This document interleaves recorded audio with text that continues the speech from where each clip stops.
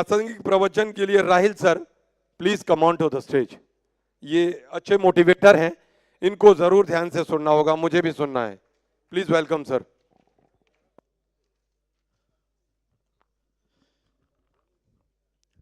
अस्सलामुअलैकुम, बिस्मिल्लाहिर्रहमानिर्रहीम।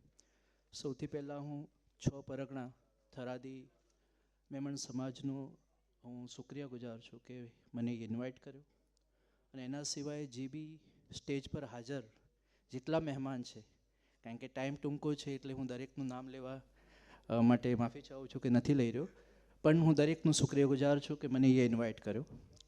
હું સૌથી પહેલાં જે છે દરેક પેરેન્ટ્સને મારા વિશે ટૂંકમાં પહેલાં પરિચય આપી દઉં કે અલ્હમ્દુલિલ્લાહ હું 13+ યરથી કેમિસ્ટ્રી સબ્જેક્ટ સ્પેશિયલી GEE નીટમાં હું ભણાવી રહ્યો છું, અને પ્રિવિયસલી આના પહેલાં ઓલ ઇન્ડિયામાં ફર્સ્ટ નંબર ઇન્સ્ટિટ્યૂટ આકાશમાં ઓલરેડી ભણાવ્યું।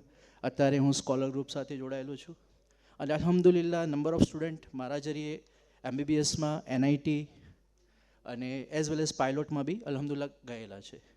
હું સૌથી પહેલાં દરેક પેરેન્ટ્સને હું મુખાતબ થઈને આ વસ્તુ કહેવા માગીશ કે અલ્હમ્દુલિલ્લાહ આપણા જે સમાજના વડીલો છે એમની મહેનત અને તમારી ફિકરોથી એજ્યુકેશન તો અલ્હમ્દુલિલ્લાહ આપણા મેમણ સમાજમાં ઘણું વધવા લાગ્યું છે, પણ દુઃખની વાત એ છે, હું તમને કેટલાક ઇન્સિડન્ટ્સ બી કહીશ કે મુંબઈની અંદર આજથી 1.5 મહિના પહેલાં 684ની ભરતી માટે એપ્લિકેશન બહાર પડ્યું, એમાં 7,800 એપ્લિકેશન આવ્યા, અમે PhD વાળા પણ હતા। તો આજના સમયમાં એજ્યુકેશન લેવું તો જરૂરી જ છે, કારણ કે તમને ખબર હશે કે જ્યારે જંગે બદર થઈ અને અલ્લાહના નબી પાક સલ્લલ્લાહુ અલૈહિ વસલ્લમ પાસે કેદી આવ્યા, તો એ કેદીમાંથી કેટલાક પ્રોફેસર હતા એ જમાના, તો અલ્લાહના નબી પાક સામે એમને જે છે ફિદિયા એ આપ્યો કે એ વખતના જે એજ્યુકેશન નહોતું, જે અનપઢ હતા સહાબામાં, એમને કીધું કે આમને ભણાવો। એની આપણે આ એક સબક છે કે પહેલા દિવસથી આપણને એજ્યુકેશન માટે, કારણ કે જે અલ્લાહના નબી દુનિયામાં આવ્યા એ વખતે આખી દુનિયામાં ડાર્ક એજ હતો, યુરોપમાં બી, અને આખી દુનિયાને ઉજાગર કરનાર આપણા પ્યારા નબી છે। તો આપણી અલ્હમ્દુલિલ્લાહ આપણી મહેનતથી આપણે એ સ્ટેજ સુધી તો પહોંચી ગયા કે ઘર ઘરમાં એજ્યુકેશન તો આવી ગયું છે, પણ હવે આપણે એક મોટો આ મારા એક પર્સનલ દિલની રિક્વેસ્ટ છે દરેક વડીલને બી કે હવે ક્વોલિટી એજ્યુકેશન પર વર્ક થાય। જો ક્વોલિટી એજ્યુકેશન નહીં હોય તો આજના ટાઈમમાં સર્વાઈવ કરવું મુશ્કેલ છે, કેમ કે દરેક જગ્યાએ હવે ડિગ્રી એન્ટ્રી માટે છે, એના પછી તમારા પાસે કેટલું નોલેજ છે, કેટલું કન્ટેન્ટ છે, એના પ્રમાણે જ તમને જે છે જોબ મળશે। અધરવાઇઝ આપણા સમાજમાં જ આપણે સર્વે કરીએ તો અલ્હમ્દુલિલ્લાહ ઘણા બધા ડિફરન્ટ ડિગ્રીવાળા મળશે, પણ એક્સેપ્ટ ડૉક્ટર યા તો ગવર્મેન્ટ બહુ રેર ટુ રેર સારી પોસ્ટ પર હશે। અમદાવાદમાં એક રિક્ષાવાળો 25 કમાઈ લે છે, એ સેલેરીમાં એ જોબ કરતા હશે, બિકોઝ ઓફ જે છે એમની સારી ક્વોલિટી એજ્યુકેશન નથી લીધું। હમણે ગયા મહિને TCSએ 12,000 એમ્પ્લોયને નીકાળી દીધા, ગૂગલ ફેસબુક એ એમ્પ્લોયને લેવાની બદલે નીકાળી રહ્યા છે, કારણ કે બધા એક એજન્ડા પર કામ કરી રહ્યા છે। હું એમાં ડેપમાં નહીં જઈશ, પણ હું અત્યારે કહેવા માગું છું કે આપણે આપણા જો છોકરાને ભણાવી રહ્યા છીએ તો આપણે સૌથી પહેલાં ઇન્ડિયાના મશહૂર જે કાઉન્સિલર છે, કેરિયર કાઉન્સિલર મલ્હોત્રા, એમનું કહેવું એ છે કે છોકરાને 8મા 9મા ધોરણમાં આવે એ વખતે જ એને આપણે એનું ઇન્ટરેસ્ટ, એની કેપેસિટી જોઈને, કારણ કે દરેક છોકરો ડૉક્ટર નથી બની શકવાનો, દરેક છોકરો જે છે એ IIT કે NITમાં નથી જવાનું, હા, પણ એટલું જરૂર છે કે દરેક છોકરો ડાયમંડ છે, દરેકમાં અલ્લાહ જે છે અલગ અલગ ક્વોલિટી રાખી છે, એ ચેક કરવી પડશે, એ જવાબદારી પેરેન્ટ્સની છે। આપણે શું કરીએ છીએ, હું ઉદાહરણથી સમજાવીશ કે આપણે એક દુકાન લીધી અને ત્યાં આપણે ઇન્વેસ્ટમેન્ટ કરીને છોડી નથી દેતા, એના ઉપર ધ્યાન આપીએ છીએ અને ટાઈમ આપીએ છીએ। તો હું દરેક પેરેન્ટ્સને રિક્વેસ્ટ કરીશ, એટલીસ્ટ વીકમાં તમે બધા સર્વે ખુદનું કરી શકશો કે આપણે આપણા છોકરા પાછળ ટ્યુશનમાં મૂકી દીધો, સ્કૂલમાં મૂકી દીધો યા ઇન્સ્ટિટ્યૂટમાં મૂકી દીધો, એના પછી કેટલું એના પર ધ્યાન આપીએ છીએ। રિયલીમાં વાત કરીએ તો એને એટલીસ્ટ, કારણ કે મારો મોટાભાગનું જે ભણાવવાનો સમય છે એ નોન મુસ્લિમમાં રહ્યો છે, તો એમના જે બિહેવિયર, એમનું જે કલ્ચર હું બહુ કરીબથી જાણું છું, કારણ કે પ્રિવિયસલી જે હું ગાંધીનગરમાં ભણાવી રહ્યો હતો, અલ્હમ્દુલિલ્લાહ IAS અને IPSનું છોકરા બી મારા જોડે ભણ્યા, તો એક્ઝેક્ટલી આઈ નો કે કેટલી કેર કરી રહ્યા છે એમને, મતલબ છોકરા પાછળ ટાઈમ આપે છે। આપણે શું સમજીએ છીએ કે ભણાવી દીધું, આપણે સ્કૂલમાં મોકલી દીધો, ટ્યુશનમાં મોકલી દીધો તો એક કામ પતી ગયું, ના। ઝાડ જ્યાં સુધી, આપણે વાત કરીએ ને ટ્રીની, કે રૂટ જેટલા મજબૂત હશે તો જ એ સારું ફ્રૂટ આપશે, વરના આવાળા સમયમાં એ સસ્ટેન નહીં કરી શકે. તો આપણે મારી આ દિલી દરેક પેરેન્ટ્સ, કારણ કે વધારે જે છે પેરેન્ટ્સ છે, તો એમને એક રિક્વેસ્ટ છે કે આપણું છોકરું જો 8મા 9માં આવે તો એનું ઇન્ટરેસ્ટ જાણી અને ક્વોલિટી એજ્યુકેશન મળે એના ઉપર કામ થાય. એજ્યુકેશન એકલું હશે તો આગળ જઈને બીકોમ એમકોમ કરીને હવે ક્વેશ્ચન માર્ક્સ આવશે કે હવે શું કરાવું. ઘણા બધા અલ્હમ્દુલિલ્લાહ કોલ આવે છે કે મારા છોકરાએ એમકોમ કર્યું, મારા છોકરાએ આ કર્યું, હવે શું કરાવીએ. તો આ વસ્તુ 9મા ધોરણમાં હતો, 8મામાં હતો ત્યારે વિચારવાનું હતું કે મારે છોકરાને શું કરાવવું છે. અને એના માટે એટલીસ્ટ વીકમાં 2 થી 3 કલાકનો જો સમય આપણે આપશું છોકરાને તો અલ્હમ્દુલિલ્લાહ એનું આઉટપુટ મળશે. કારણ કે આપણા સમાજમાં અલ્હમ્દુલિલ્લાહ અવેરનેસ તો આવી ગઈ છે, એટલા સુધી તો પહોંચી ગયા કે હર ફેમિલીમાંથી 1-2 અથવા તો ઘણા બધા ભણતા થઈ ગયા છે, પણ એક્ઝેક્ટલી ક્વોલિટી એજ્યુકેશન નહીં મળે તો આવાળા સમયમાં એ સસ્ટેન નહીં કરી શકે. અને બીજા નંબરે આપણે અમારા દરેક આપણે જે છે જે સ્ટેજ પર હાજર દરેક આપણા જે મહાનુભાવો છે એમને એક રિક્વેસ્ટ છે કે જે રીતે એક સમાજે, હું નામ નહીં લઉં, પણ એમને એક હોસ્ટેલ એ ટાઈપની સ્ટાર્ટ કરી કે જ્યાં સ્પેશિયલી ગવર્મેન્ટની તૈયારી કરવામાં આવે છે. અને એ જે છે સમાજ ત્યાં જીપીએસસી ક્લાસ 1, 2, 3 એ બધાની તૈયારી ત્યાં આગળ એ કરાવે છે. અને જે યુપીએસસી માટે છે એ ખુદ એમના જે બ્રિલિયન્ટ જે સ્ટુડન્ટ હોય છે એમને સિલેક્ટ કરી યુપીએસસી માટે ત્યાં મોકલે છે, કારણ કે એ રૂટ બી મજબૂત કરી રહ્યા છે.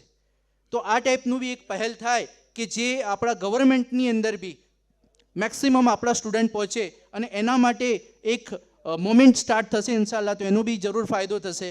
પેરેન્ટ્સને તો એટલી જ રિક્વેસ્ટ કરીશ અગેન કે આપણે આપણા છોકરાને ટાઈમ આપશો. અધરવાઇઝ હું છેલ્લા લાસ્ટ વીકનું એક એક્ઝામ્પલ આપીશ ગુજરાતનું જ.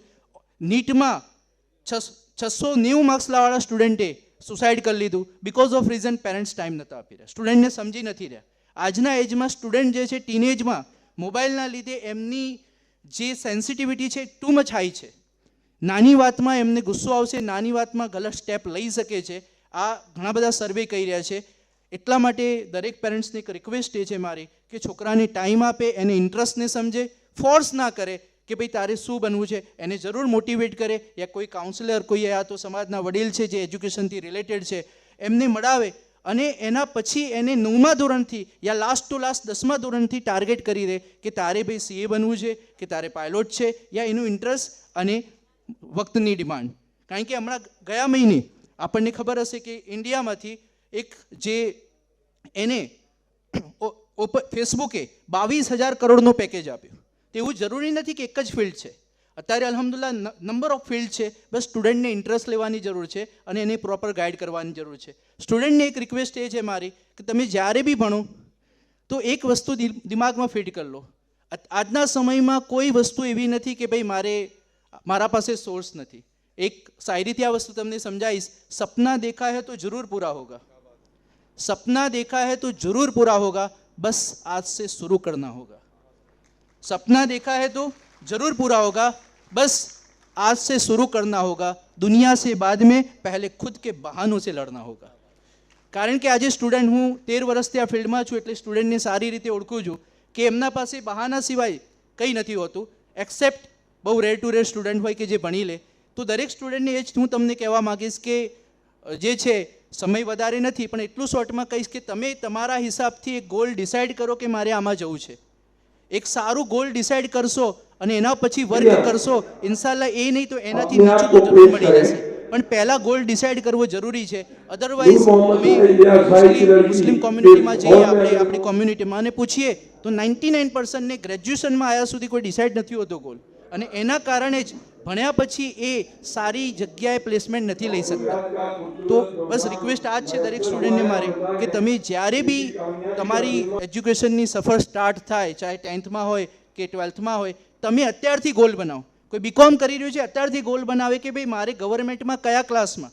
તમે ગાંધીનગર જતા રહો, સ્ટુડન્ટ 12-15 કલાક મેં મેરી લાઈવ આંખોથી દેખ્યા, લાઇબ્રેરીમાં બેસા રહે છે, ત્યાં જ ખાય છે, ત્યાં જ રેસ્ટરૂમ બન્યા છે, ત્યાં જ આરામ કરે છે. એની જગ્યાએ ત્યાં મેં સર્વે કર્યો, not a single one will be seen to Memon. એક પણ મેમન નહોતું. કારણ શું છે કે આપણને ખબર જ નથી કે કેટલી લાઈનો છે. આપણા દિમાગમાં 2-3 લાઈનો ફિક્સ છે, એના ઉપર જ આપણે કામ કરીએ છીએ. એવું નથી. અલ્હમ્દુલિલ્લાહ ક્લાસ 2-3 એની અંદર આરામથી સ્ટુડન્ટ નીકળી શકે છે. તો બસ તમને આ જ રિક્વેસ્ટ છે કે તમે એક ગોલ ડિસાઇડ કરો. ના ખબર પડે, અલ્હમ્દુલિલ્લાહ આપણા પાસે ઘણા બધા, મારો બી નંબર તમને જોઈએ તો મળી જશે.